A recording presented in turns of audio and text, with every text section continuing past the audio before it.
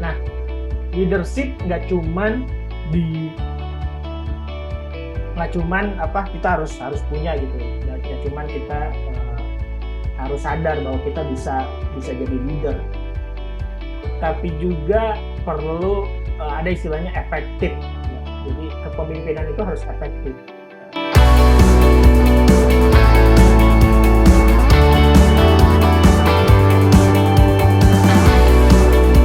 Sumber yang lain hebat banget gitu. Saya apa nih gitu kan, topiknya apa nih? Nah, kebetulan saya suka sekali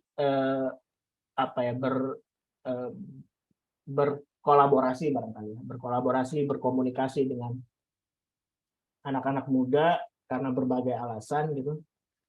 Jadi ya udah deh, kayaknya saya coba topik tentang anak muda gitu, dan kaitannya nanti ke kepemimpinan. Itu menurut saya itu satu hal yang penting begitu, yang untuk kebutuhan kelompok baik itu di kelompok kecil ataupun kelompok besar. Baik, perkenalkan nih, nama saya Utian, saya tinggalnya di Bogor. Jadi latar belakang teknikal saya sih di sistem ya, karena saya suka sama Linux dulu. Linux dan open source software gitu. Dulu zaman muda sosok idealis itu semuanya pakai Linux. Jadi sejak 2007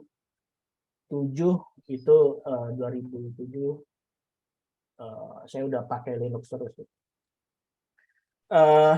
Bahkan kerjaan profesional pertama saya dapat karena hasil dari saya ngoprek Linux. Jadi saya ngoprek Linux 2007 sampai 2009. 2009 saya dapat kerjaan pertama saya jadi instruktur profesional ya, instruktur IT. Gara-gara saya terbiasa ngoprek Linux, lalu disuruh ngajar gitu ya, ngajarnya pesertanya profesional. Itu jadi profesi profesional pertama saya lah. Sebelumnya ya kerjanya nggak jelas gitu lah, kadang freelancer. Saya sempat juga jadi asisten manajer di salah satu LSM. Ya, kalau LSM kan ngerjain semua hal, tapi ya termasuk komputer juga gitu. Ya, karena ngoprek Linux itu saya mulai kenal sistem gitu. Lalu berikutnya saya belajar juga tentang networking. Kayaknya kita ketemu di komunitas networking ya, Pak Denny ya? Ya, betul Pak, networking. Ya, jadi ya itulah tipe orang networking ya, dia nggak cuma nyambungin komputer, tapi juga nyambungin orang ya gitu. Kebalikannya Pak, kalau Pak yang dari sistem ke networking, saya networking ke sistem Pak. Oh gitu ya, oke. Ya, nah terus jalan terus, saya ikut terlibat ke beberapa pekerjaan, baik yang ya ada yang besar, ada yang kecil, skala perusahaan, skala yang nasional juga gitu. Sampai suatu saat saya punya kesempatan ada tugas gitu ke Myanmar, dan saya ditempatkan di satu tim yang isinya itu engineer dari Tiongkok gitu. Itu tahun 2016. Di tahun itu umur saya berapa ya? Umur saya berarti udah masuk 30 sih, itu 30.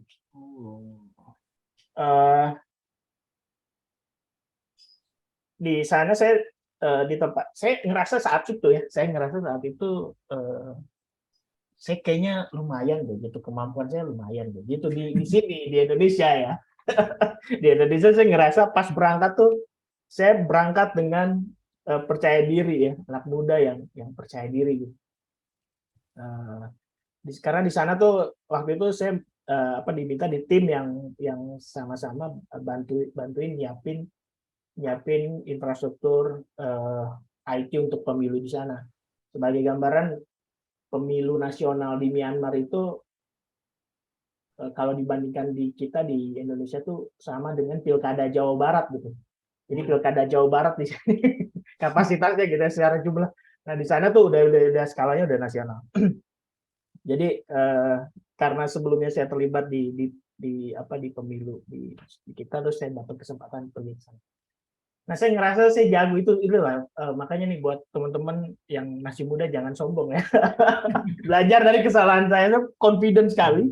Lalu saya berangkat ke sana di tim yang tadi semua engineer-nya itu dari Shanghai, project manajernya dari Prancis. Yang tadinya saya diharapkan ngasih inputan ke mereka gitu terkait skala ya, skala data dan lain-lain. Tapi ternyata malah kebalik gitu. Saya nggak banyak yang saya kasih feedback ke mereka, tapi saya banyak belajar sama mereka. Jadi di 2015 itu sekitar 6 bulan saya di sana. Dan disitulah momen saya kenal sama Docker, kenal sama teknologi Docker Swarm saat itu ya. Bahkan belum ada Docker Swarm, masih pakai overlay network biasa. Lalu kenal OpenStack, kenal DigitalOcean saat itu ya. Yang buat saya, wah ini baru nih, saya ngerasa jago, tapi kok yang kayak gini saya baru tahu gitu. Ini kok nggak ada sih yang ngasih tahu saya di Indonesia gitu. Dan saya jadi momen itu saya pakai buat belajar, sehingga sampai saya niat ini kayaknya saya harus udah mulai ngomong ini nih di Indonesia gitu ya. Jadi pas balik awal 2016 tuh saya balik, mulailah saya bikin perusahaan gitu, bikin perusahaan yang fokusnya udah deh ini kayak perusahaan fokusnya di cloud gitu, di cloud tapi spesifik ke enterprise, ke perusahaan atau ke lembaga pemerintah, pakai jualan teknologi. Yang pertama saya jual adalah OpenStack gitu. Itu yang saya gembor-gemborin. Itu 2016. Saya ingat banget sama Pak Papa ya, Pak Masin Papa yang punya Excellent di Bekasi itu. Ada momen tuh kalau udah bilang Zimbra gitu ya, Zimbra Collaboration Suite, Zimbra yang populer untuk email, itu orang tuh pasti merefernya ke beliau gitu ya. Zimbra, oh apa ini, yuk Zimbra, oh apa ini. Saya pelajari gimana itu bisa terjadi, tarik mundur. Oh ternyata dia konsisten gitu, dia konsisten bikin tulisan, dia konsisten bikin blog, dia konsisten kampanye tentang Zimbra, dia partnership dengan Zimbranya sendiri. Oh gitu caranya gitu. Nah itu cara itu yang saya pakai. Saya belum pernah dapat kesempatan cerita ini juga sama Papa ya, tapi ilmu dari beliau tuh yang saya pakai. 2016 saya lakukan hal yang sama. Jadi saya setiap kali di postingan di Facebook, postingan di sosial media gitu, selalu saya ngomongin OpenStack sampai orang bingung. Ternyata memang iklan itu kan, reklame itu kan memang penyampaian yang berulang-ulang gitu, sampai orang menganggap bahwa ini masuk gitu ke pemikiran orang-orang. Dan itu nggak gampang, memang perlu konsistensi. Jadi 2016 sampai 2018 itu baru dapat kerjaan pertama. Jadi 2 tahun itu baru dapat. 2 tahun ngomong aja terus, ngomong 2018 baru dapat kerjaannya gitu. Alhamdulillah tim yang tadinya cuma saya sendiri, saya ngajak teman-teman yang mau bersusah payah, dan itu kebanyakan anak muda, nanti ada relasinya. Dan itu kebanyakan anak muda itu mau gitu, mau dan percaya terhadap visi saya gitu saat itu ya. Jadi mau bantuin, mau bersusah-susah, dan alhamdulillah sampai sekarang, sampai 2018 tuh udah mulai rame, 2019 udah mulai untung, 2020 tantangannya berbeda ya, karena itu masa pandemi. 2020 2021 itu masa yang berbeda, tapi alhamdulillah kita survive lagi. Dan di 2022 saya ngerasa ini udah momen yang pas untuk teman-teman di kantor ini untuk yang melanjutkan gitu. Karena saya ngerasa banyak hal yang sebetulnya bisa dilakukan oleh teman-teman saya yang lebih muda, yang itu yang harusnya kesalahan saya di masa lalu atau hal-hal yang nggak efisien yang saya lakukan di masa lalu itu harusnya teman-teman saya ini nggak mengalami gitu, nggak perlu mengalami, udah tinggal yang bagus-bagusnya aja dong gitu. Nah, poin itu sih yang akhirnya di 2022 saya bilang oke, saya udah kayak udah cukup deh gitu. Saya minta siapa yang siap untuk melanjutkan, dan peran saya sekarang jadi lebih kayak teman ngopi, teman ngobrol. Kalau ada diskusi, karena bagaimanapun, nah ini peran orang tua barangkali ya. Jadi orang tua gimana pertama ngasih jalan, yang kedua harus bersedia jadi sahabat juga, tetap jadi teman untuk agar teman-teman kita yang lebih muda itu nggak mengulangi kesalahan-kesalahan yang pernah kita lakukan gitu. Dan bagi saya melihat teman-teman muda itu berhasil, buat saya sih itu jadi kesenangan sendiri gitu, kesenangan sendiri yang nggak bisa digambarkan atau diukur nilainya gitu. Jadi buat saya sih menyenangkan. Nah itu terkait saya. Jadi sekarang saya kerjanya ngapain? Ya nganggur tapi sibuk sih sebenarnya. Nganggur tapi sibuk lebih soalnya gitu. Sibuknya apa? Sibuknya tadi saya kebanyakan ngobrol. Jadi ada beberapa perusahaan yang saya coba asis, tapi ya sifatnya tadi saya bersifat ngobrol aja gitu. Karena saya nggak bisa ngasih apa-apa gitu ya, cuman jadi teman ngobrol aja. Baik, saya lanjut ke ininya ya Pak Denny ya, terkait kenapa topiknya leadership for youth? Kenapa topiknya kepemimpinan untuk pemuda gitu ya. Pemuda ini kalau ngomongin pemuda berarti termasuk pemudi ya. Biar clear aja. General. Ya. Pertama tentang kepemimpinan. Kepemimpinan itu menurut saya itu suatu keahlian ya. Menurut saya kepemimpinan itu suatu keahlian bagaimana kalau kita punya ide gitu, kita punya gagasan, kita punya pemikiran, itu ide kita bisa sampai ke orang lain, dan orang lain itu percaya sama ide kita, orang lain itu meyakini sama ide kita, terus orang lain jadi ikut sama kita gitu. Jadi ada leader, ada follower gitu kan istilahnya, leader follower. Saya menanggap kepemimpinan itu ya seperti itu. Jadi kalau kita punya ide, punya tujuan tertentu, lalu kita sampaikan ke orang lain dan orang lain jadi meyakini itu dan bisa ikut dengan ide kita, maka itu leadership. Nah, ini leadership ini menurut saya itu suatu keahlian. Jadi nggak siapapun, setiap individu itu disadari atau enggak itu sebetulnya punya leadership gitu. Cuman dia sadar atau enggak, terus diasah atau enggak gitu kan. Apapun kan kalau nggak diasah ya nggak kelihatan gitu. Tapi sebetulnya potensinya itu ada di setiap orang gitu. Paling misalkan kalau mau ngajak main gitu, pasti kan ada tuh salah seorang gitu yang mulai duluan gitu. Ngajak main yuk kita ke Sudirman gitu, nonton Citayam Fashion Week gitu misalkan. Nah itu kalau ada yang ikut ya berarti yang lain follower gitu, karena ada inisiasinya dari seseorang gitu siapapun. Atau hal-hal lain ya yang terkait, ayo kita ngoprek yuk gitu, terus orang lain ayo diikut deh gitu, karena dia misalkan cerita dulu manfaatnya misalkan, atau ayo lu ini buat seru-seruan aja gitu misalkan, atau ini buat nyari duit misalkan. lalu ditangkap oleh followernya bahwa oke, ini make sense, jadi followernya ikut. Nah, itu menurut saya leadership gitu ya, leader dan leadership. Nah, enggak apa, dan ini ada di setiap orang potensinya.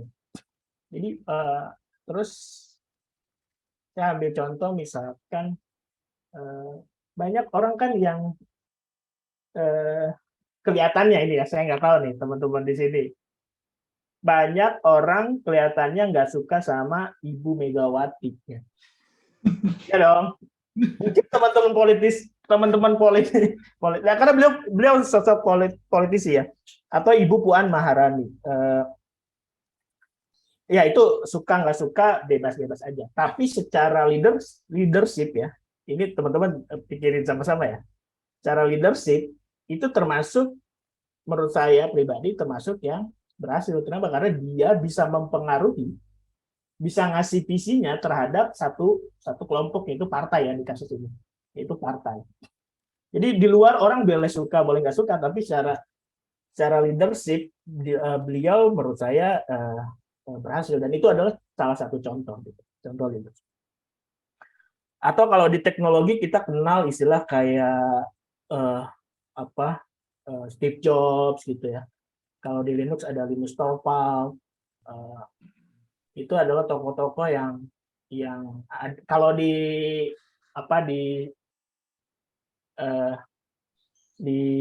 industri startup, misalkan di Indonesia ya ada Pak Nadiem gitu ya. Nah, itu contoh-contoh yang kita tahu gimana dia sebetulnya bisa Steve Jobs misalkan ya, kita tahu lah dia dengan kesempurnaannya itu dengan daya pikir kesempurnaannya itu, dan itu coba ditanamkan, nanti kita juga akan bilang gaya leadership ya. Tapi poinnya adalah kalau dia punya ide, lalu dia ingin orang lain sepakat dengan ide dia, terlepas dari apapun gayanya yang nanti kita bahas, itu adalah dia coba sampaikan gitu ke timnya, bahkan ke temennya yang nggak sesuai sama dia juga, tapi karena dia yakin bahwa ini adalah yang terbaik, terus dia tanemin tuh ke karyawannya gitu ya, misalkan di situ. Lalu yang hasilnya kita tahu sendiri, Apple jadi salah satu perusahaan besar gitu di dunia. Nah itu yang disebut leadership ya menurut saya. Jadi potensinya ada di setiap orang, tinggal orang itu sadar atau enggak. Bahkan buat cowok gitu, kalau menurut saya, karena saya cowok ya, leadership tuh udah nempel aja di cowok gitu. Kalau dia nikah, dia pasti jadi pemimpin gitu, paling jadi di rumah tangga. Saat ada urusan sama Pak RT atau apa, kan dia juga gitu ya yang harus ngobrol, mewakili keluarganya, kan itu aja udah ini gitu. Udah salah satu contoh leadership. Atau di hal-hal lain lah ya. Jadi leadership itu pertama tadi gimana keahlian seseorang untuk menyampaikan ide ke orang lain dalam satu kelompok, terlepas bagaimanapun caranya. Lalu leadership menurut saya itu adalah suatu keahlian, bukan bakat gitu. Kita bilang Soekarno itu bagus, kita terkesima tuh sama pidatonya Soekarno. Kenapa dia bisa gitu? Oh, ini karena bapaknya misalkan dia orang tua yang berpendidikan juga. Enggak juga, kalau kita baca sejarahnya dia ngelatih gitu, dia ngelatih, gaya ngomongnya juga emang dilatih gitu. Ya itu tentang leadership-nya. Nah, yang kedua adalah terkait anak mudanya gitu. Pertama saya termasuk orang yang sekarang udah mau 40 ya, jadi tahun depan tuh saya mau 40, jadi udah kayaknya habis tuh masa muda saya. Karena bagi saya muda tuh udahlah ujungnya 40 gitu. Saya termasuk yang kalau misalkan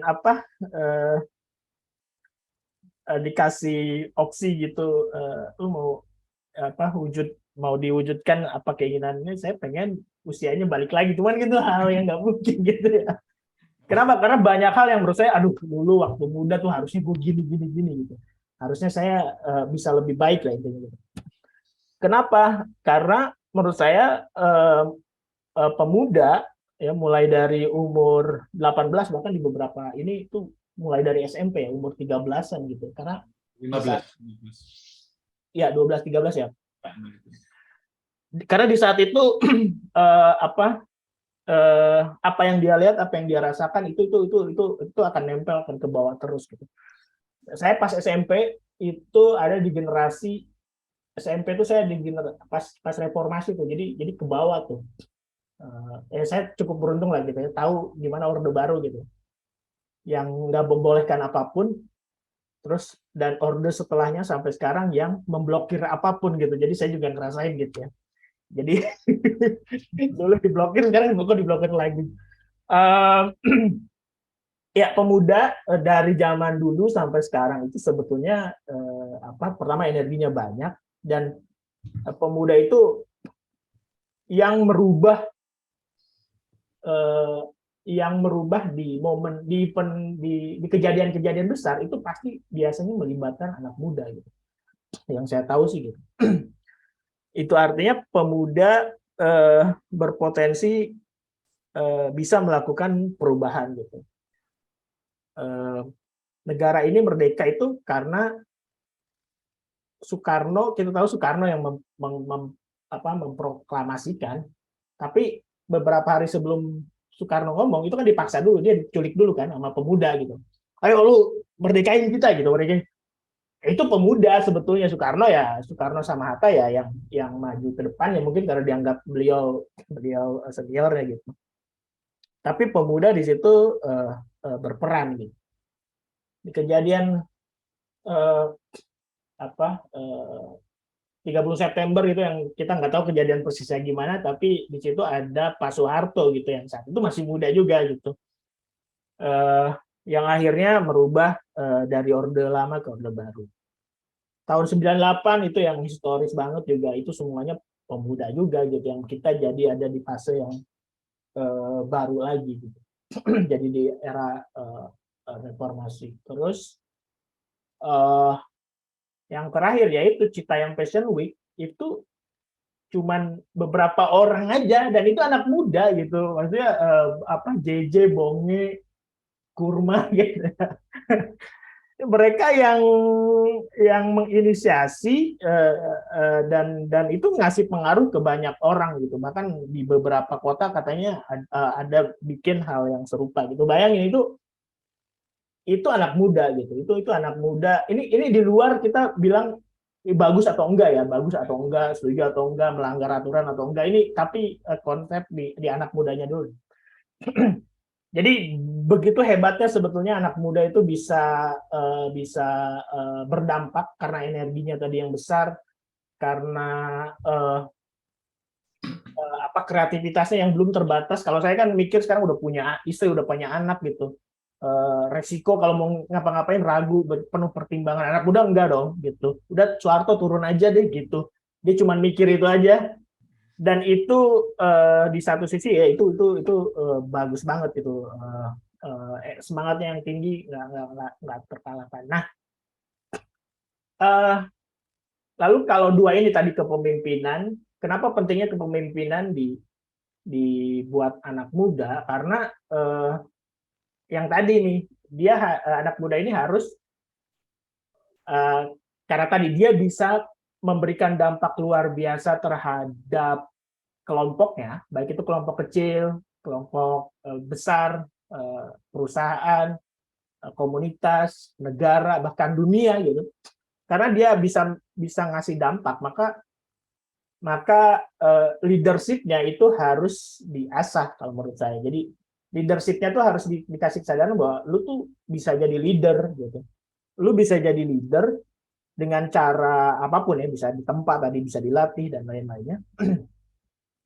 Dan leadership kamu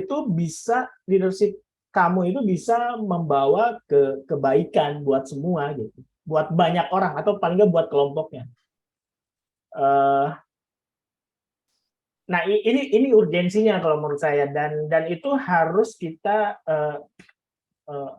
saya ngajak buat kita yang udah duluan, yang mudanya udah lewat gitu ya, untuk mendukung itu gitu. Kenapa? Karena mereka menurut saya yang nanti akan jadi leader di masa mendatang gitu, urgensinya gitu.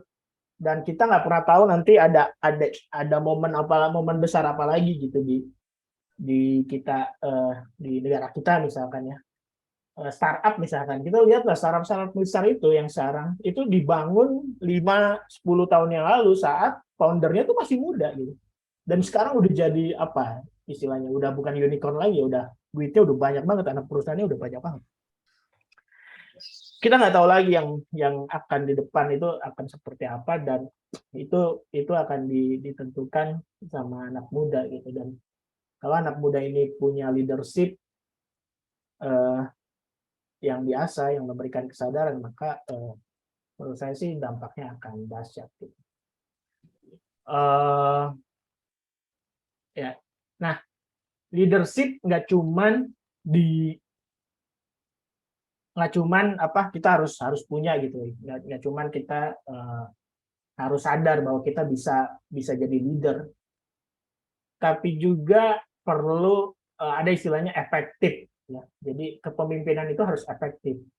Jadi siapa aja sekarang kan kondisinya tadi pemuda, terus ada kepemimpinan bisa oleh siapapun, tapi kepemimpinan ini harus, katanya gitu ya, saya juga di materi kuliah saya dulu, kepemimpinan yang dipegang sama pemimpin itu harus kepemimpinan yang efektif gitu. Kepemimpinan yang kepemimpinan terbaik gitu, bahwa visi ide itu bisa disampaikan dengan baik ke followernya dan bisa dilaksanakan tanpa keluar tracknya lah dari ide besarnya si leader gitu. Dan itu makin besar kelompoknya, itu tantangannya akan makin besar juga gitu. Kita ambil contoh misalkan saya lah, contoh real, misalkan di kantor saya dulu cuman bersepuluh, lalu berubah tuh jadi 30-an, terus di ujung-ujung saya nggak jadi CEO lagi, itu udah nyampe hampir 200 orang gitu. Nah itu udah beda tuh, gimana jadi leader untuk 10 orang sama 30 orang sama 200 orang tuh, itu udah beda. Makanya saya bingung ya, penduduk Indonesia itu ada hampir 300 juta, ya kan? 2024 masih aja ada yang mau atau berani memimpin 300 juta orang yang agamanya beda-beda, sukunya beda-beda, pemikirannya beda-beda, berani gitu. Luar biasa. Atau mungkin saya nggak nyampe sana ya, saya nggak tahu gitu. Tapi itu, jadi setelah sadar bahwa kita semua punya keahlian, punya potensi untuk menjadi leader, dan kita bisa mengasah itu, berikutnya tahapannya adalah gimana kita jadi leader yang efektif gitu, efektif leadership, kepemimpinan yang efektif. Dan itu juga praktikalnya nggak bisa dibilang yang efektif tuh gayanya Bill Gates misalkan, yang efektif tuh gayanya Obama misalkan, yang efektif tuh gayanya Soeharto misalkan. Itu nggak bisa kita bilang gitu juga, karena beda, menurut saya pribadi, beda lingkungan, beda kultur, beda zaman, beda siapa yang di lead gitu ya, beda follower, itu akan beda juga gaya leadership yang efektifnya gitu. Kita kayaknya nggak bisa, contohnya kita nggak bisa deh kayaknya marah-marah ke rekan kerja kita yang masih muda gitu. Mereka kan waktu lahir aja tuh YouTube udah ada gitu. Beda zaman saya dulu ya, yang kalau salah tuh ditampar itu biasa gitu. Sekarang nggak bisa gitu. Kita bisa dilaporin ke Komnas Anak gitu. Tapi kita harus maklum bahwa kondisinya memang beda. Makanya nanti leadership zaman dulu kalau dipakai di zaman sekarang udah nggak efektif lagi. Gitu. Itu maksud saya. Jadi seperti itu ngobrolers pengantarnya. Kenapa saya membahas ini gitu? Kenapa saya bahas tentang kepemimpinan? Kenapa saya bahas tentang pemuda? Karena saya melihat urgensinya pemuda lah yang bisa merubah gitu ya, merubah kelompok kecil ataupun kelompok besar. Dan kepemimpinan itu yang tadi penting dalam rangka dia menyampaikan ide-idenya, pemikiran-pemikiran ke kelompoknya, dan kita berharap ya pemikiran-pemikiran yang baik gitu ya. Lalu berikutnya adalah perlu strategi gimana supaya ya efektif tadi gitu. Begitu. Saya berharap sih kita diskusi ya, Pak Denny. Terima kasih Pak Utian. Ini kalau diskusi panjang ya Pak Utian. Banyak pertanyaan dari mulai gitu. tadi saya simak tadi. Mulai 2006 ya 2007 sampai tahun 2022. Wah, ini perjalanannya apa ya? Banyak bergantian gitu loh. Ini 2007 ke 2009 tentang Linux. Nanti sampai ujung-ujungnya tahun 2016 memperkenalkan OpenStack. Memang Pak Utian, saya tahu OpenStack dari Pak Utian, betul. Ya. Sampai saya ngulik OpenStack itu mulai Ubuntu, Debian, Red Hat, loh kok banyak macamnya, bingung sendiri. Ya. Tapi sekarang saya kalau ada orang nyebut Odoo ya, ini saya nyetir Pak Denny. Kalau kita menyampaikan secara berulang-ulang, nggak pasti bisa. Ya. Betul. Saya sampai ini Odoo siapa ya? Oh Pak Denny nih gitu. Ada yang perlu Odoo. Oh ya udahlah Pak Denny aja gitu. Hanya berapa bulan ya alhamdulillah ya tempat project gitu. Hanya berulang-ulang seperti itu. Jadi kalau Pak Utian bilang kalau kita menginformasikan OpenStack secara berulang-ulang, tadi masanya 2016 dan tahun 2018 dapat project pertama itu sudah bagus dalam artian secara promosinya ya. Bukan flexing loh Pak, promosinya. Ya. Nah, ya itu maksud saya, anak muda sekarang yang nggak perlu dong harusnya 2 tahun kayak saya gitu. Ya, betul. Harusnya mereka cukuplah 2 bulan gitu. Makanya kan ada banyak, kalau di startup tuh banyak program akselerasi ya istilahnya. Ya, betul. Ya intinya itu yang saya alami 2 tahun, harusnya anak muda sekarang ya 2 bulan harusnya udah bisa. Betul. Kalau saya melihat riset sekarang Pak, dan saya lakukan sendiri, saya coba contoh dari 1 jam ngobrol ini aja. Ya. Saya bikin promosi hanya 1 bulan setengah. 1 bulan setengah sudah kayak gini komunitasnya. Beda sebelum tanggal 22 Juni launching primer pertama kali itu, beda. Jadi saya melihat ternyata anak muda ini ya memang bagus kan untuk diajak, paling tidak walaupun bukan bekerja ya diajak kerjasama dulu, itu bisa. Memang bagus. Ya, betul. Baik, kembali ke ini Pak. Tadi Pak Utian bilang leadership itu dari pemahaman Pak Utian itu semakin banyak followernya. Kalau kita bandingkan dengan zaman dulu, mungkin leadership itu bukan berdasarkan followernya, tapi berdasarkan votingnya. Ini yang saya tangkap. Tapi kalau sudah berdasarkan follower, ini berarti leadership ini apakah benar itu harus memberikan suatu presentasi secara promosi, portofolio, sehingga mendapatkan follower ini. Apakah seperti itu yang dimaksud Pak Utian? Leadership yang sekarang itu seperti itu. Followernya ini mendapat followernya apakah secara voting, apa secara promosi gitu? Iya. Jadi sebetulnya kalau arahnya yang mungkin Pak Denny maksud ke arah influencer gitu ya, kayak selebgram gitu ya. Dan itu ya menurut saya itu termasuk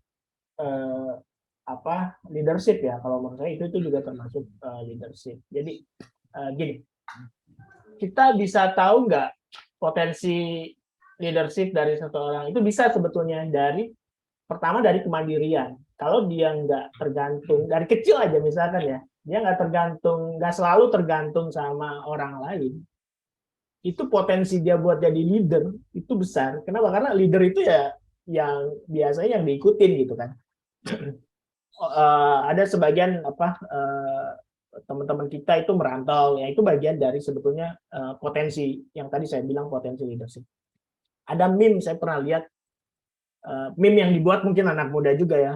Kalau lo bisa pergi makan di rumah makan sendiri, lo bisa nonton sendiri, lo bisa ke toko buku sendiri, fix lo bisa saya lupa lah ini, fix lo bisa hidup lah katanya gitu. Nah itu menurut saya itu potensi leadership ya. Itu potensi leadership bahwa dia pertama mandiri.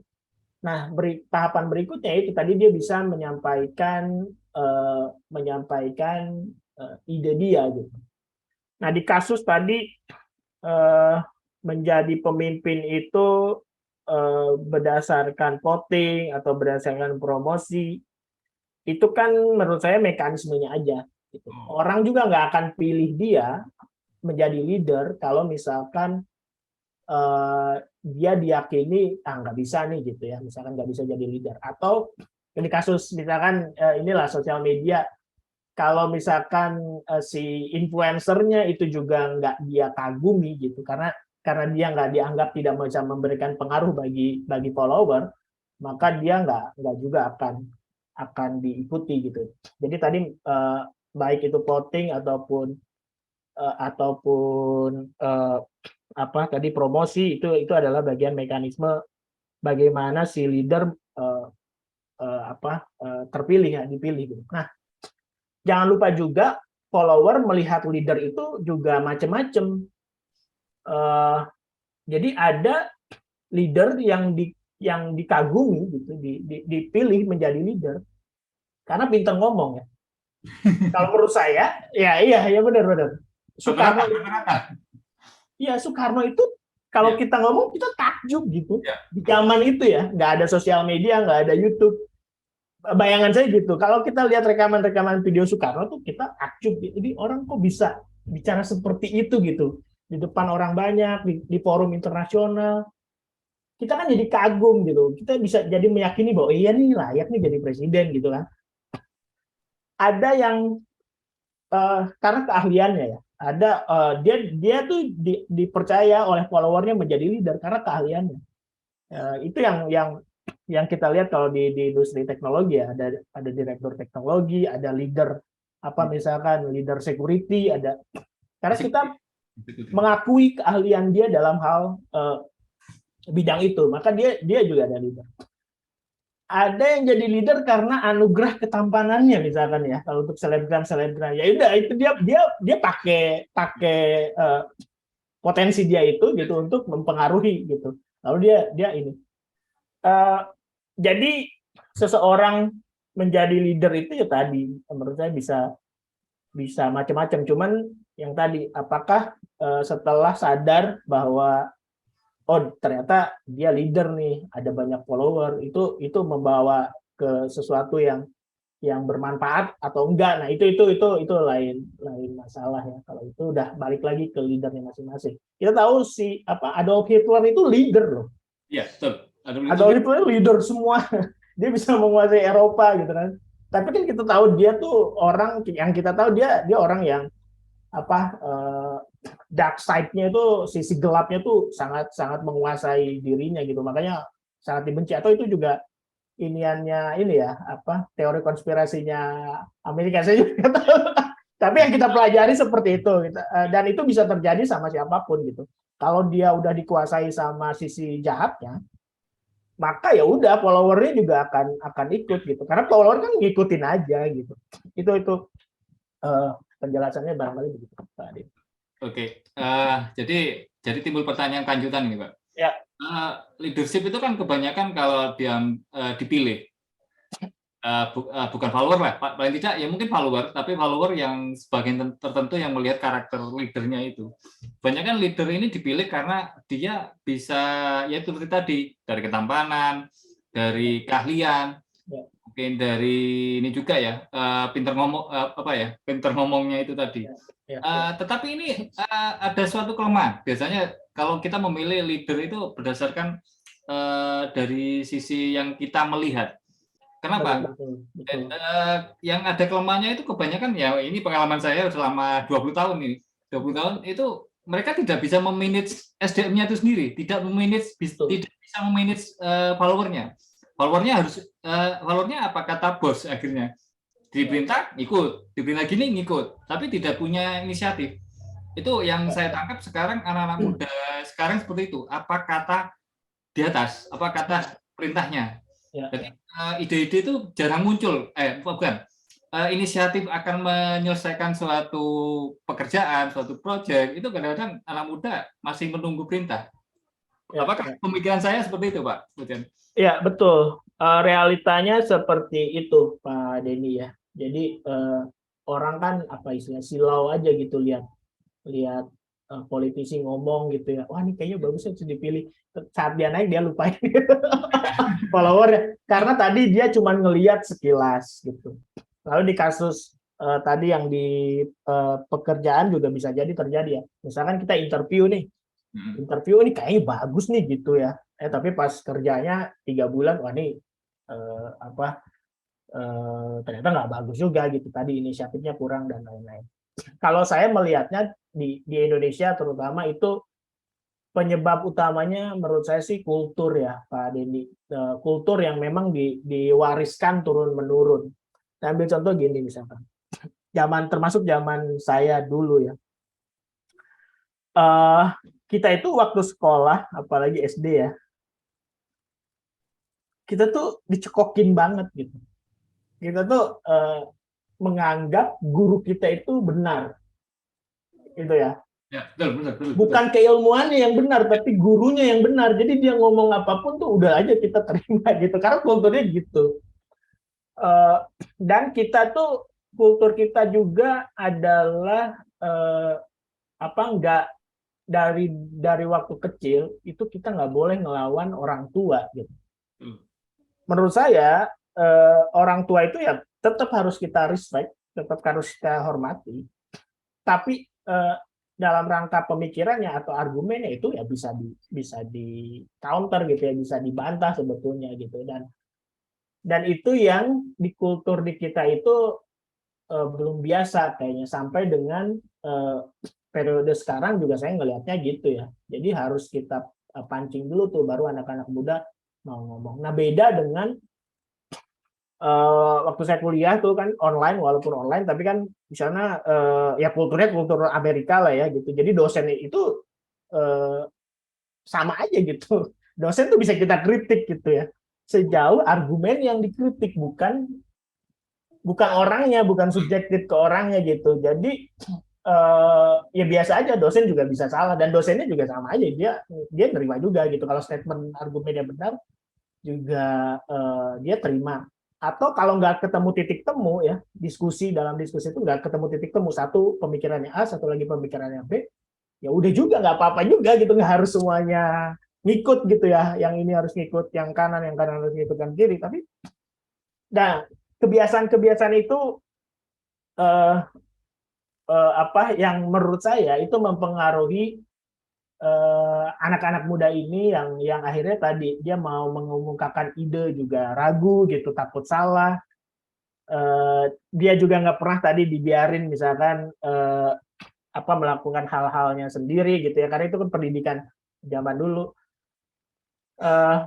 Saya sih ngelihatnya gitu ya, dan itu jadi perlu effort lagi bagi leader di kelompok itu untuk kayak tadi membukakan dulu pemikiran dia tentang bahwa lu tuh hebat lo gitu, lu tuh bisa melakukan banyak hal, cuman potensinya ada tapi lu masih lu pendem gitu, dan itu perlu waktu jadinya gitu. Padahal kalau misalkan saja bayangan saya di lingkungan keluarga, di lingkungan sekolah, hal-hal itu udah biasa. Di lingkungan profesional sih akan bagus ya ininya. Tapi realitasnya setuju saya Pak, memang seperti itu, sehingga perlu effort kita yang senior tuh ngasih tahu gitu. Betul. Ya.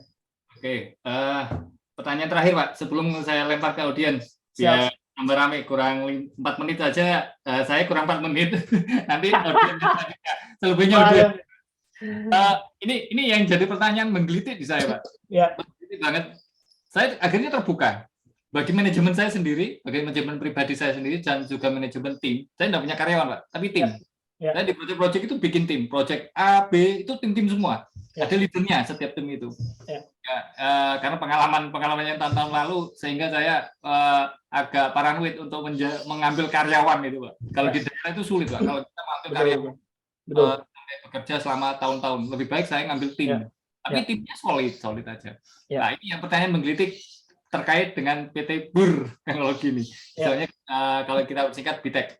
Ya. Apa Pak Utian tahun 2022 itu memilih CEO itu anak muda banget. Kayaknya lebih muda dari Pak Utian. Itu ya, betul. Yang saya menggelitik di situ. Terus kenapa Pak Utian itu langsung langsung bukan jadi CEO, jadi CSO, jadi sisi servis layanannya mungkin ya seperti itu. Ya. Berarti dari seperti yang saya tangkap dengan adanya CEO-nya BITEK yang muda ini dan juga Pak Utian lari ke CSO, mungkin memberikan akhirnya leader ini sesuai keinginannya Pak Utian itu sesuai truknya Pak Utian akhirnya. Nah, cuman dari sisi servisnya ini kenapa dipegang Pak Utian?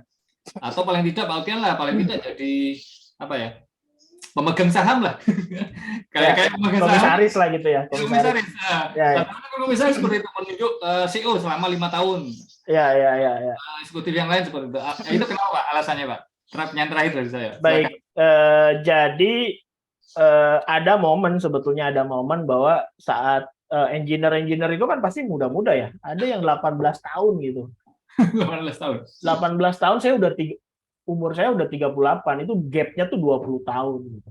Ini kalau saya ngopi bareng sama dia tuh saya harus ngobrol apa gitu. Pak Denny bisa bayang, ini saya ngobrol apa ya? Saya ngobrol warkop DKI ini masih relevan nggak ya sama dia gitu. Ada momen saya kayak gitu, aduh nih nggak bisa deh, gapnya udah terlalu jauh. Buat saya kalau udah lebih dari 10 tahun tuh udah jauh lah gitu. Nah, Mas Moko itu bedanya sama saya sekitar 9 tahun, 9 tahun apa ya, mungkin 9 tahunan. Dan kayaknya kalau Moko masih sama mereka itu masih nyambung gitu. Buat diskusi masih nyambung, buat nyampein ide dengan bahasa mereka, bahasa Jaksel misalkan, itu masih bisa gitu dibanding saya. Moko bisa deliver itu lebih baik secara komunikasi. Yang kedua, saya sadar juga gaya leadership saya itu beda dengan Moko gitu. Dengan Mas Moko, gaya leadership saya itu gaya leadership ya anak yang mudanya tuh di tahun 90-an dan awal 2000-an gitu. Sementara Mas Moko ada di periode yang dia bisa dapat informasi apapun gitu. Jadi saat dia remaja itu dia bisa dapat informasi apapun, termasuk hal yang baik gitu ya.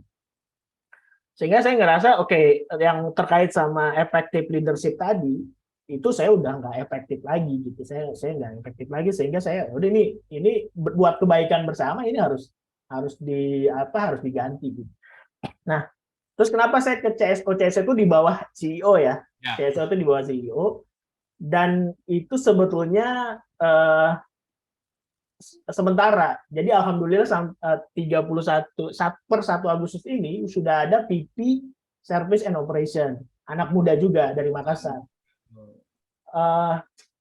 Dan itu berarti peran saya udah nggak signifikan lagi. Jadi kenapa saya di CSO dari bulan April sampai Juli kemarin adalah karena VP service-nya belum ada, dan CEO-nya Mas Moko itu pengen orang yang dikenal juga gitu, teman juga yang bisa dipercaya gitu, karena bagaimanapun itu top leader di seluruh service, dan di kasus BITEK service itu adalah paling besar ya unitnya secara jumlah orang, secara baik secara jumlah orang, secara komersil juga itu paling besar gitu. Jadi, dan untuk menghindari resiko ada kenapa-kenapa, ya udah saya bantuin dulu jalan. Nah, per 1 Agustus karena udah ada PP-nya, sekarang saya bantuinnya justru di bisnis operation gitu. Jadi saya karena saya kan ini kayak Pak Yusuf ya kayaknya.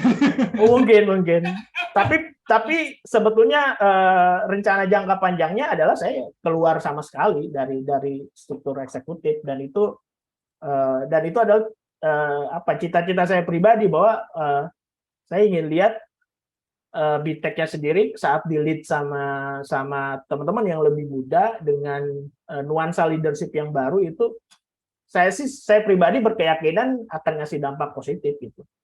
Walaupun nanti hasilnya walau alam ya, bisa aja kalaupun nanti hasilnya misalkan nggak sesuai harapan, saya sih tetap itu bagian dari proses gitu. Hal-hal yang gagal naik lagi mah udah biasa di bisnis. Kita tahu juga startup banyak yang tutup dan lain-lain, banyak terjadi PHK, itu menurut saya itu bagian dari dinamikanya berbisnis. Kalau boleh tahu, Adinusa itu bagian dari BTech atau gimana, Pak? Adinusa itu ada di unit sendiri, namanya unit Tech Talent Delivery, dalam rangka dulu tuh susah banget nyari engineer untuk kebutuhan internal. Jadi kita bikin, ya udah kita bikin sendiri, generate sendiri. Oh, itu jadi bagian ya? Bagian dari responsibility kami gitu, bahwa mirip kayak gini lah, kalau kita jualan keripik singkong, kita itu punya responsibility dalam menciptakan, menanam singkong, menghasilkan singkong terbaik gitu, Pak Denny. Sehingga yaudahlah kita bikin juga aja akademinya. Belakangan di tahun kemarin itu ternyata ada yang bukan minta jasa kita, tapi minta orangnya gitu. Ini kayaknya bisa dibisnisin juga, yaudah sekalian. Saya tahu, Pak. Ya kayak speaker-speaker yang kemarin-kemarin kan seperti itu, Pak. Sekarang sudah bermunculan banyak akademi ya, seperti itu. Itu solusi bagus lah bagi saya, solusi bagus daripada pengalaman-pengalaman kita, skill-skill kita seperti itu hanya hanya dipresentasikan hanya untuk proyek-proyek pekerjaan. Mungkin sebagai untuk pendidikan, edukasi itu lebih bagus juga. Baik, ini sekarang waktunya bagi audiens ini, Pak. Yang mau ngobrol, silahkan hand raise atau angkat tangan, silahkan open mic, open cam. Jadi biar saling ngobrol, santai, nggak perlu tegang. Ini ya bukan acara resmi, acara apa. Kita ngobrol santai.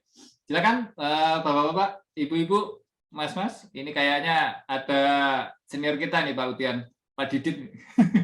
Pak Didit Agus. Wah, itu senior banget. Terima kasih Pak Didit sudah hadir baru pertama kali. Pak Novel, silakan. Yang mau tanya silakan.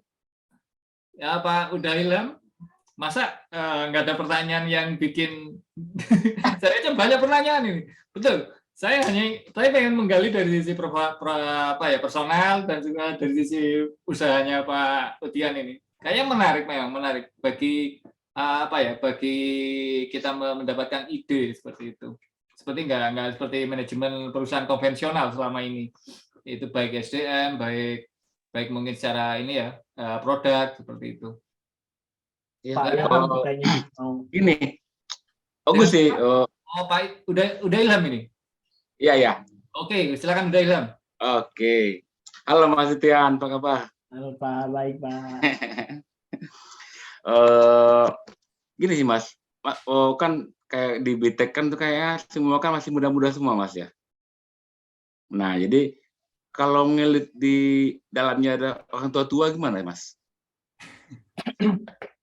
Oke ya mungkin beda ya, kalau di BTech kan muda-muda semua ya. Ya betul. Coba kalau kasusnya ada yang tua gimana ya? Apakah nyambung atau gimana Mas? Masalahnya kalau kayak kita kan kayak kita di instansi kan kayak di sekolahan kan masih ada nih yang tua-tua nih, ada tua-tua, ada yang setengah-setengah tua, ada yang muda tapi jiwa tua. Enggak ada gitu. Agak susah nih. Malah banyak yang muda jiwa tua sana. Iya.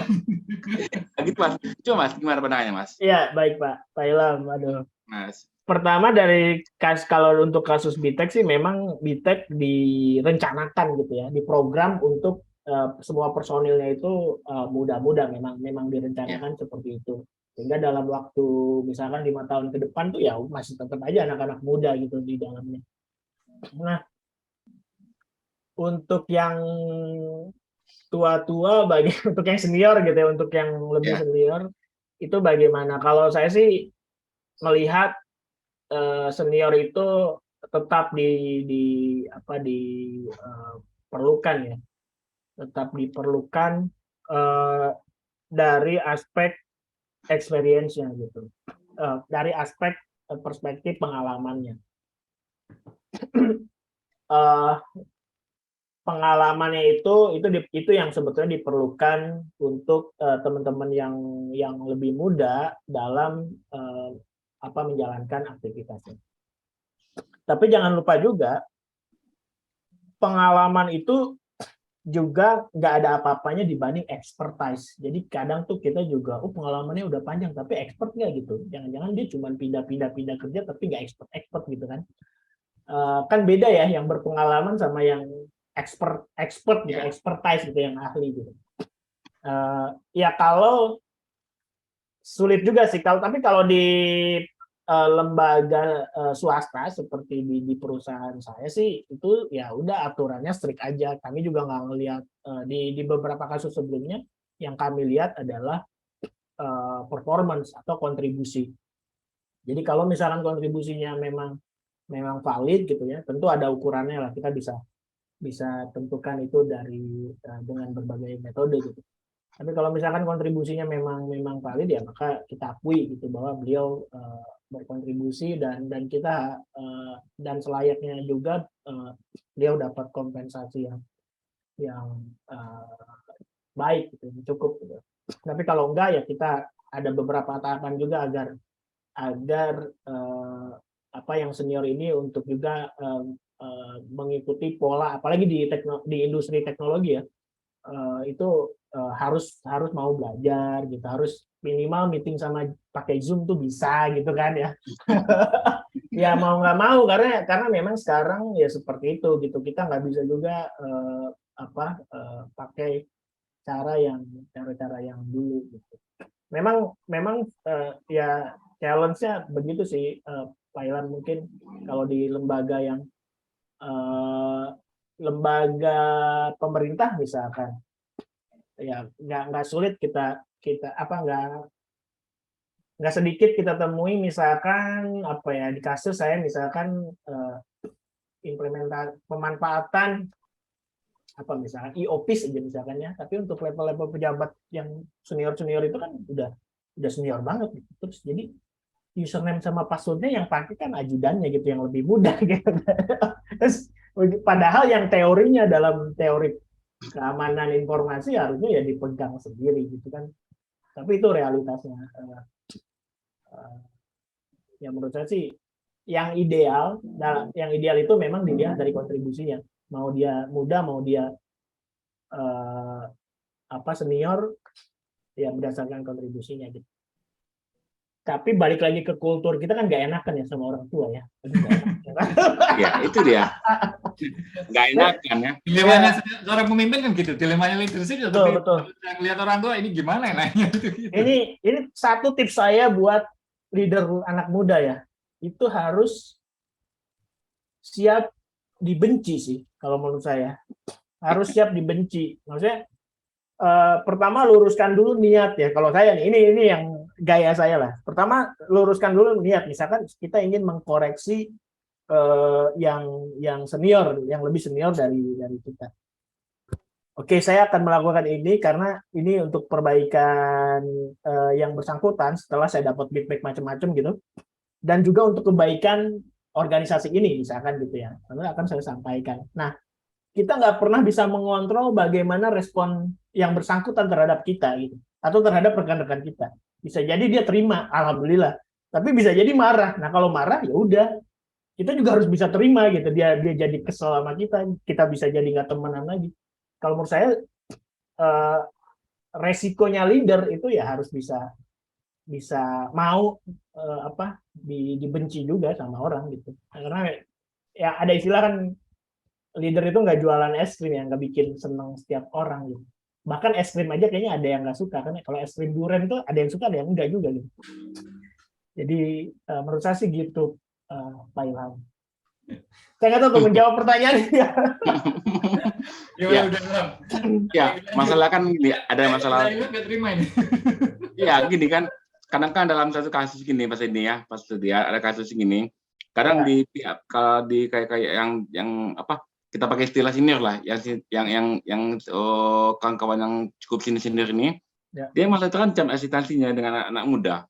Ketika masuk anak muda dia di ancaman nih, ancaman nih. Makanya mulailah tadi ada istilah dibenci tadi kan. Jadi semua apa yang disampaikan oleh anak muda, oh ini nggak bisa nih, dia masih kecil nih ya. Yang ini sih susahnya. Kalau Mas Rian mungkin belum menemukan itu mungkin di BTEK karena semuanya di bawah usia Mas Rian semua gini.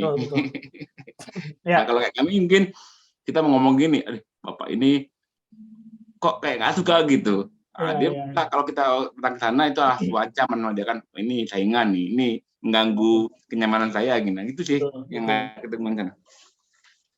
Betul. Ya itu karena kultur juga barangkali ya, karena kultur. Dan kalau saya ada di environment seperti itu sih, ya saya tetap akan. Nah itu gunanya anak muda ya barangkali ya. Ya kan dia kan melihat batas itu ya belakangan gitu. Itu hal-hal yang biasanya ditabrak aja gitu. Jadi tapi apakah akan ada konflik? Iya, kalau menurut saya akan ada konflik karena perubahan itu pasti harus nggak selalu terjadi dalam kondisi baik-baik aja. Perubahan itu bisa terjadi karena chaos juga gitu. Jadi ada konflik antara yang muda sama yang senior, lalu terjadi chaos, lalu adalah struktur baru misalkan gitu ya. Tapi menurut saya sih itu proses dan memang di kita yang senior belum bisa terima hal seperti itu semuanya ya. Jadi tapi kan kita juga harus maklum. Bisa jadi karena kalau menurut saya bisa jadi karena memang tadi latar belakang keluarga, latar belakang pendidikan, latar belakang informasi yang beliau dapatkan juga kan nggak seperti kita gitu. Ya kita juga nggak bisa kan nunjuk itu kesalahan dia gitu. Walaupun kita kesel juga sih gitu. Tapi ada di belakang itu pasti ada penyebabnya, ada latar belakangnya. Nah, sejauh masih bisa dilakukan dengan cara elegan, dalam hal penyampaian ide-ide kita dilakukan secara elegan sih kalau menurut saya. Ya itu dilemanya Pak Ilham lah, jangan dibawa-bawa ke saya lah Pak Ilham. Itu ibaratnya isunya tangani sendiri waktu sopir. Iya. Mana apa ya? Mungkin solusi yang mungkin solusinya mungkin seperti ini Pak Ilham. Mungkin leadershipnya ini yang masih muda-muda itu bisa seperti ini. Mungkin sudah berumur 45 harus bisa gini. Ya, seperti tadi. Terus ya paling tidak mungkin jadi solusi yang ini ya tergantung dari setiap orang ya. Mungkin bikin anak perusahaan baru tapi kapasitas proyeknya nggak seperti yang perusahaan yang dipimpin anak muda-muda ini gitu. Ya proyeknya kecil kayak tadi BTEK proyeknya tentang OpenStack. Mungkin nanti yang anak perusahaan yang lain ini bukan OpenStack lagi tapi ya lebih mudah lagi. Yang penting kan income-nya, omset harus kuantitinya harus masuk. Bayangkan dari Maret saya baca profilnya Pak Utian bulan Maret kalau nggak salah itu. SDM-nya sudah 155 orang. Sekarang tadi infonya terakhir 200 orang.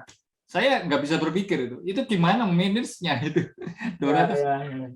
Betul, itu perlu lanjutan. Ibaratnya kita perlu belajar banget gitu. Contohnya dari Pak Ilham seperti ini, yang tua-tua itu gimana? Mungkin ini juga salah satu trik ya barangkali Pak Ilham, yaitu cari orang yang paling top level gitu. Di antara mereka tuh siapa yang paling disegani, dan daripada kita effort, anak-anak muda ini effort merespon atau melayani satu persatu nih yang senior-seniornya, cari aja yang paling berpengaruh dan coba ngasih pengaruhnya ke yang satu ini gitu. Nah, kalau misalkan dia udah dapat maksud kita, udah dapat pemikirannya dan itu juga udah jadi, kalau di organisasi kan bagaimanapun ya udah kebijakan aja kan gitu. Dan udah jadi kebijakan organisasi, mau nggak mau yang senior-senior juga harus ngikut kan. Ya mereka akan kesel juga tetap gitu, kerjanya akan ada konflik juga, tapi setidaknya itu barangkali strategi pemikiran teman-teman kita yang muda bisa disampaikan gitu. Kecuali kalau ini yang paling senior, yang paling di-respect juga merespon yang ini, ya kayaknya ganti kerjaan aja deh, pindah kerjaan aja deh. Mesti secara halus ini. Mesti secara halus. Tapi gimana lagi kan? Maksudnya ada Iya. hal-hal yang nggak bisa kita kontrol. Maksudnya ya usaha kita udah mentok di situ, ya udahlah kita Ya. ini aja.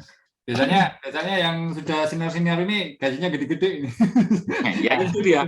Bisa jadi, biasa gitu. Yang saya tahu ini perusahaan seperti distribusi ya, itu manajernya pindah-pindah perusahaan-perusahaan mencari gaji gede, tapi bukan sisi skillnya yang dikuatin. Skillnya mungkin gimana membangun jualannya itu lebih gede, kuantitasnya lebih gede gitu. Tapi ya rata-rata seperti itu, pindah-pindah senior ini mencari gaji yang gede. Bursa transfernya bagus. Tapi nggak apa-apa, loyal terhadap gaji itu juga loyalitas, Pak Denny. Ya betul. Tapi jangan terlalu kayak kutu loncat, Pak. Pindah sini nyari gaji gede. Ya mungkin ada kebutuhan. Oke, ini pertanyaan chat, Pak. Ya, saya mewakili Pak Umar. Ini saya suruh open mic, ternyata di jalan. Dia izin bertanya, Pak Utian. Ya, saya baca bagaimana tipsnya dari Bapak untuk menyiapkan anak muda ini agar memiliki jiwa leadership dan memimpin sebuah perusahaan gitu. Di Bitek, Pak. Jadi Pak Walid Umar mau mau mengajari anak muda leadership-nya bagaimana, nantinya Bitek itu hiring, bukan lowongan kerja, mungkin seperti itu, Pak. Ya, baik. Cara yang menurut saya paling efektif ya ngasih contoh sih sebetulnya ya, ngasih contoh, dan itu memang melelahkan.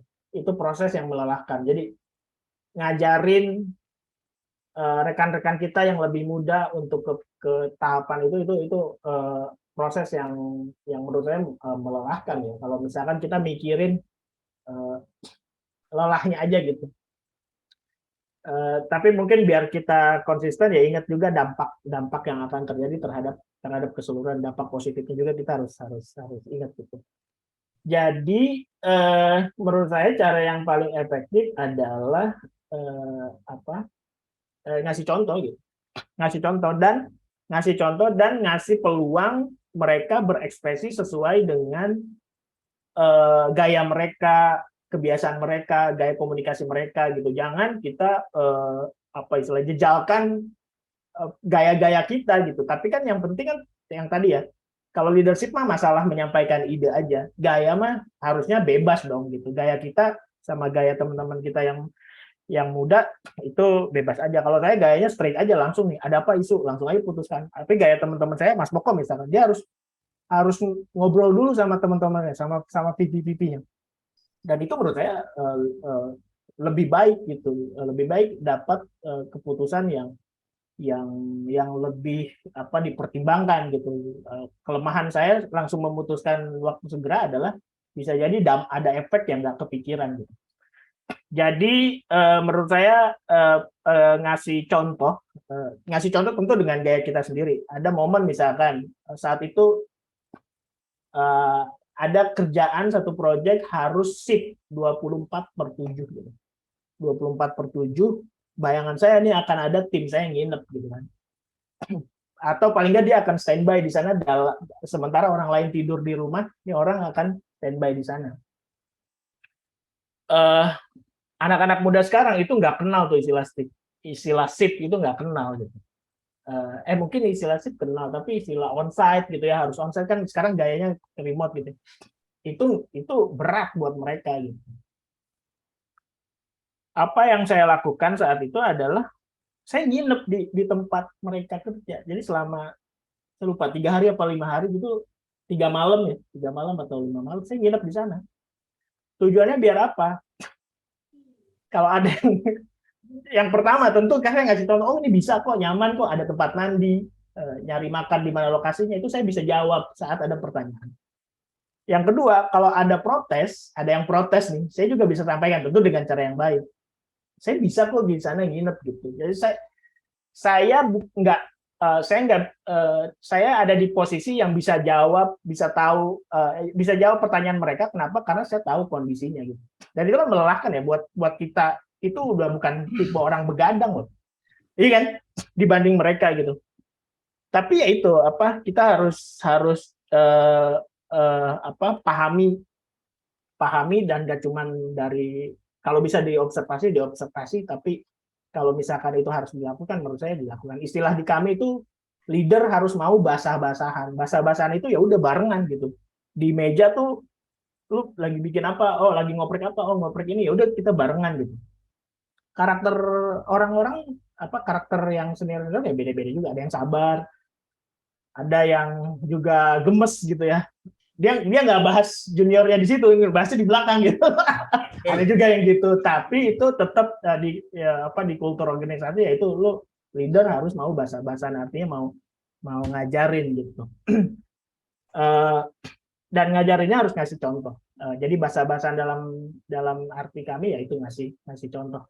Sampai nanti ada momen ya udah kita nggak usah lagi ngasih tahu dia caranya gitu. Itu juga ada ujungnya Kak. Ada ujungnya sih, ada waktunya gitu ya. Waktunya juga beda-beda tiap orang. Ada yang seminggu langsung bisa, ada yang 3 bulan gitu, ada yang lebih dari 3 bulan juga ada gitu.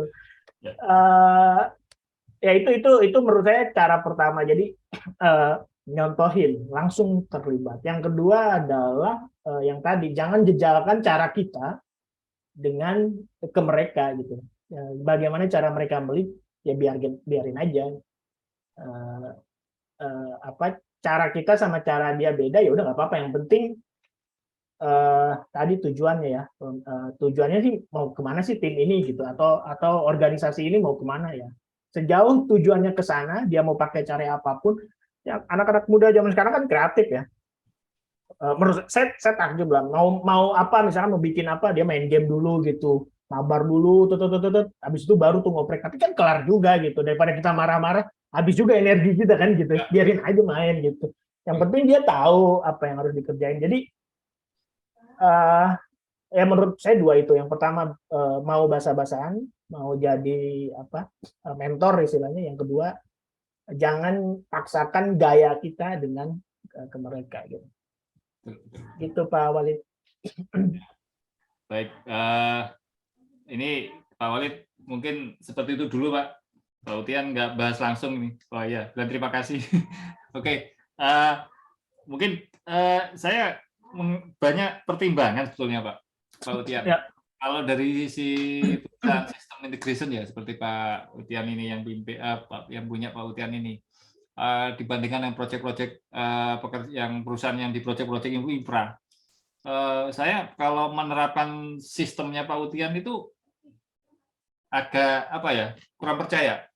Pernah saya pakai seperti itu, akhirnya timeline-nya tambah panjang. Timeline-nya tambah panjang. Apakah anak muda itu belum punya pengalaman? Apakah baru mengikuti proyek-proyek seperti itu? Saya kurang tahu. Yang menjadi titik fokusnya Pak Utian ini, leadership dari pemuda itu, apakah memang harus punya pengalaman minimal berapa tahun? Apa itu ya menurut tentang apakah punya pengalaman di suatu proyek, pernah menangani proyek? Apakah pengalaman itu karena dia sudah bekerja di tempat lain? Apakah itu yang dimaksud dari leadership yang dari pemuda ini yang memang qualified menurut Pak Utian? Itu yang tadi jadi pertanyaan terakhir saya, kok seperti rasanya ini belum saya tanya seperti itu.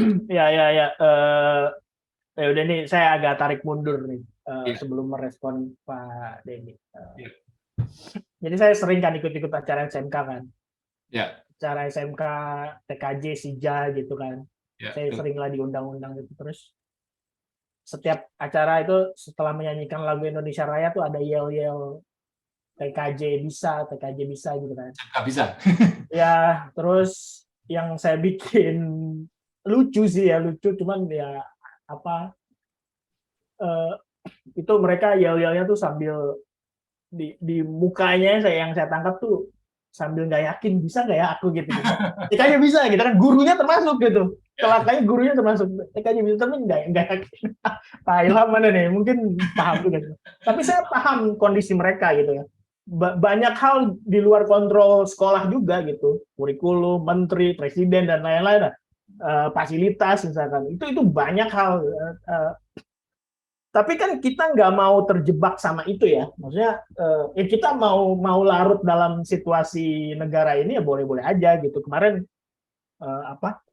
kenapa saya juga ikut yang mengkritisi Kominfo ya, karena saya juga di beberapa aktivitas bantuin Kominfo juga gitu kan. Intinya ada hal-hal yang memang bisa saya maklumi mereka nggak yakin karena memang ada hal yang nggak bisa dikontrol oleh sekolah. Nah, CEO sekarang ini Mas Moko itu lulusan SMK dan itu selalu saya jadikan bahan ceramah di sekolah-sekolah gitu. Ini saya S2 nih dulu ya, S2 nih. Ini yang sekarang suksesor saya SMK, dia sempat kuliah di DO gitu. Sama seperti CEO yang lain ya, yang luar negeri ya.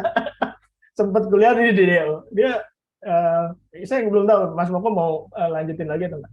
Tapi itu dia lulusan SMK, beliau adalah bukti nyata bahwa lulusan SMK juga bisa nge-lead 200 orang perusahaan teknologi, nggak harus lulusan Harvard gitu ya, lulusan Harvard juga boleh juga gitu maksudnya. Jadi sebetulnya anak-anak muda ini teman-teman di SMK itu juga bisa gitu, cuman tadi gimana dia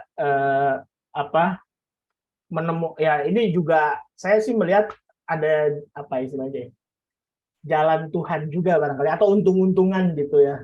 Dia ketemu mentor yang pas, dia ketemu Pak Denny gitu, dia ketemu Pak Ilham misalkan.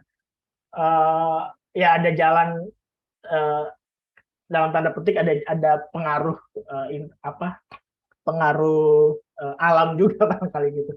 Nah, terus gimana dengan saya pengalaman saya sendiri? Pertama sih saya nggak ngelihat dari pengalaman ya biasanya ya, karena mungkin kebutuhan saat itu, kebutuhan di BTech itu juga skillnya itu memang skill spesifik, jadi sulit juga nyari di pasaran, kecuali sekarang. Kalau sekarang mungkin udah banyak ya. Sehingga kami perlu merasa generate aja gitu, bikin aja. Nah, saya sendiri meyakini kalau ngobrol sama anak muda gitu, nggak perlu dia pengalamannya, tapi ngobrol aja itu saya kayak punya insting nih anak bisa deh kayaknya gitu. 80% saya meyakini itu benar gitu. Karena saya pernah salah juga gitu. Ini kayaknya bisa, tapi ternyata dia etikanya kurang bagus lah gitu. Tapi 80% saya meyakini itu nih anak potensinya ada, bisa di ini gitu. Nah, makanya motif saya bareng teman-teman bikin Adinusa itu adalah menyiapkan itu tanpa harus dia kerja dulu, tanpa harus dia punya pengalaman dulu. Jadi kita bikin environment replika dari production. Gaya ngajar kita harus hands on, nggak boleh tuh yang cuman teori aja, harus dia juga nge-lab. Terus di beberapa periode dulu itu ada setiap minggu dia harus bicara, harus presentasi gitu. Jadi ada fase yang dilewatin dulu supaya dia sebetulnya siap. Oke deh, ini udah, walaupun dia nggak punya pengalaman kerja dulu, tapi kita udah siapkan dia sebelum itu gitu. Jadi itu prosesnya dari mulai seleksi dan seterusnya bisa 3 bulan gitu. Nah, itu yang membuat nih anak-anak muda ini nggak harus punya experience di tempat lain, tapi kita bentuk supaya tadi siap di industri. Nah, nanti yang pas di fase production ya itu tadi tugas-tugas yang senior itu, yang lebih senior, yang ngajarin mereka, yang nemenin mereka. Dan kami, terutama saya barangkali, saya lebih suka udah ceburin aja. Nanti kalau proyeknya molor gimana? Kalau customer marah gimana? Ya itu bagian dari learning cost kalau menurut saya. Bahkan nih perusahaan ini jadi BTech itu jadi bubar gara-gara karena kita melakukan pembelajaran. Kalau menurut saya nggak apa-apa, itu biaya yang harus dikeluarkan gitu. Perusahaan bisa bikin lagi, tim bisa bikin lagi. Kalau menurut saya gitu. Cuman nih kita nggak pernah tahu ini akan berhasil atau enggak kalau nggak dicoba. Anak-anak muda ini udah ceburin aja ke production. Itu mau dia perusahaan, kliennya mau perusahaan besar, mau perusahaan kecil. Ini gaya saya ya. Dan ini belum tentu efektif sekali lagi. Itu seperti itu. Karena bagi saya ya tetap aja sih kalau mau ngajarin orang tuh ada cost-nya, mau itu cost-nya uang, mau itu cost-nya tenaga, waktu, dan masalahnya kita tadi bisa nggak terima risiko itu di sisi bisnis kita ya, di sisi komersil kita. Kalau itu nggak masuk ya wajar, itu juga nggak apa-apa juga. Maksudnya kita nggak mau berarti dengan kalkulasi kita ya kita nggak bisa masuk nih, berarti harus nyiapin, berarti kan ada effort lain gitu, misalkan nyari orang yang lebih siap lagi misalkan kayak gitu.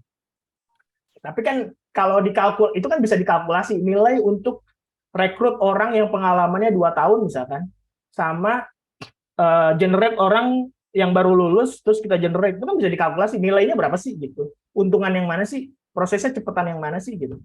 Dan kami memilih generate gitu, kami memilih generate. Lulusan BTech juga alhamdulillah banyak di perusahaan-perusahaan besar dan kami juga ikut senang, relasinya tetap juga baik gitu. Ada yang di grupnya Gojek, ada yang di Bukalapak, di startup besar gitu. Jadi bagi kami ini bagian dari kontribusi juga. Personil kami nggak harus sukses di BTech, bisa aja di tempat lain gitu. Lalu BTech itu juga kami nggak anggap selamanya, bisa aja nih bubar terus bikin lagi apa lagi gitu, bisa juga gitu.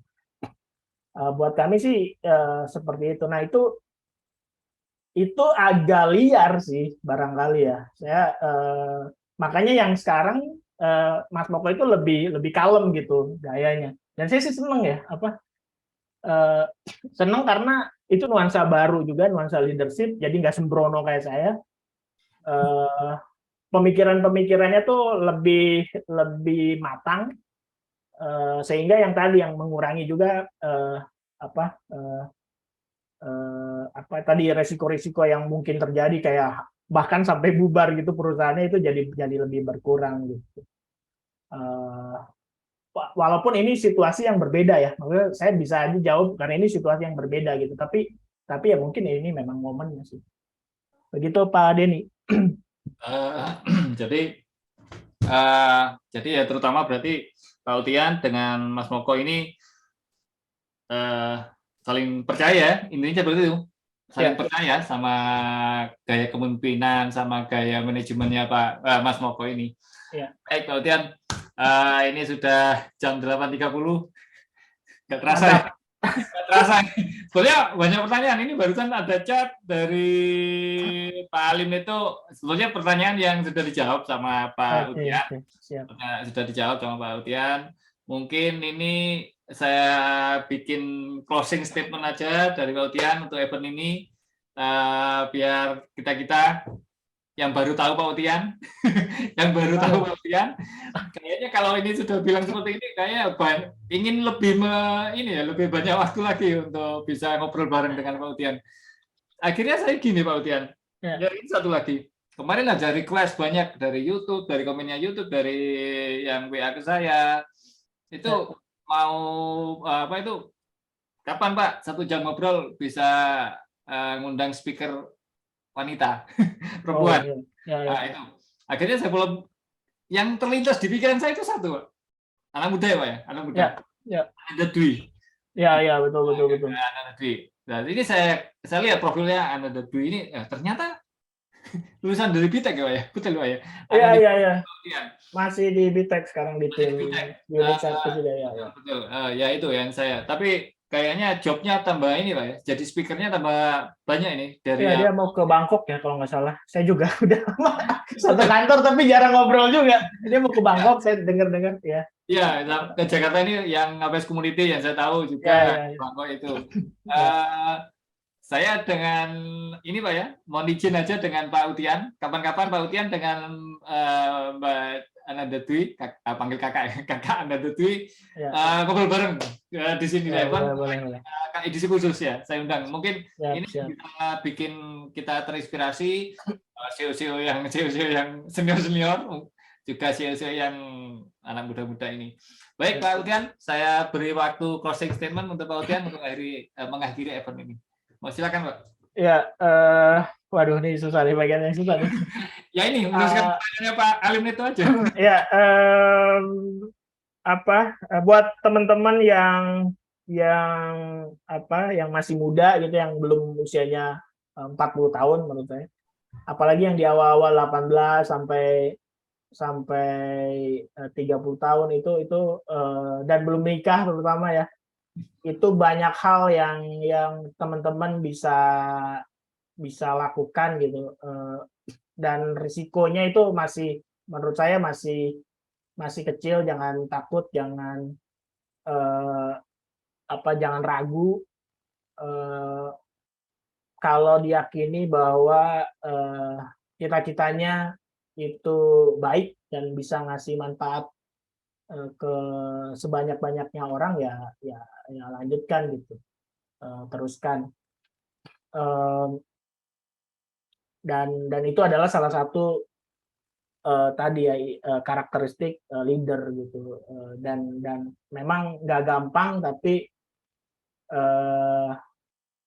banyak kok yang bisa gitu, banyak yang bisa. Jadi terus-terusan aja berusaha, terus-terusan aja membuat karya, cari mentor sebanyak-banyaknya buat diskusi, jangan ragu juga bertanya, jangan ragu juga mengkoreksi argumen orang gitu. Jadi beda dalam arti positif ya. Maksudnya ada sebagian orang milih TikTok sebagai media untuk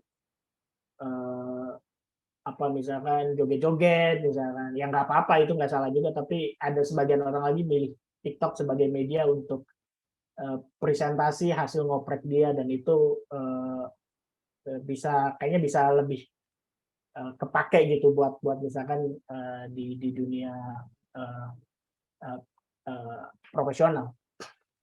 Untuk rekan-rekan yang senior gitu, saya ngajak sih kasih kesempatan buat yang teman-teman lebih muda.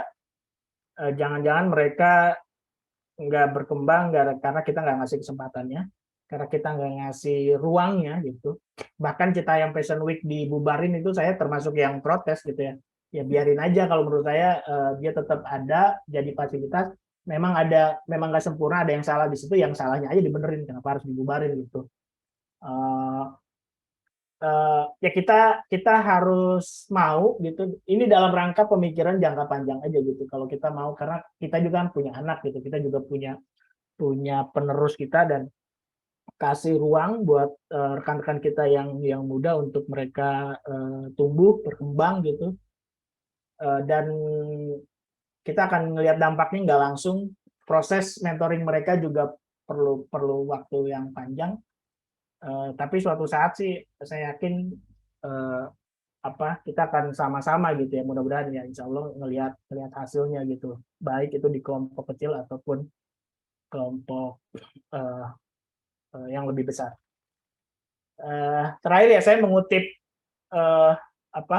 yang kalimatnya Soekarno kali ya, beri aku 10 pemuda, niscaya akan kuguncangkan dunia. Karena cuman perlu 10 pemuda aja buat mengguncangkan dunia. Tapi berikutnya kan beri aku 1000 orang tua gitu. Tapi orang tua berarti tetap diperlukan di sini. Beri aku 1000 orang tua, niscaya akan kucabut Semeru dari akarnya. Walaupun 1000 orang tua itu cuma bisa nyabut Semeru aja gitu. Sementara 10 pemuda itu bisa menggoncangkan dunia. Itu artinya yang muda sama yang tua itu ya tetap harus kolaborasi gitu. Buat membuat sesuatu yang bermanfaat di masa mendatang. Begitu Pak Denny, terima kasih sudah mengajak saya. Wah, ini closing statement-nya menggugah semangat ini. Malah saya tahunya dari Bung Karno itu, berilah aku 10 pemuda. Itu aja lanjutannya nggak denger deh. Oh, ada lanjutannya itu. Orang tuanya nggak pernah disebut itu. Nah, ini Pak Udian sering baca buku ini, soalnya sering baca buku-buku, salut banget gitu. Oke, ini sudah hampir selesai. Kita mau foto bareng, bisa open cam, teman-teman ngobrol.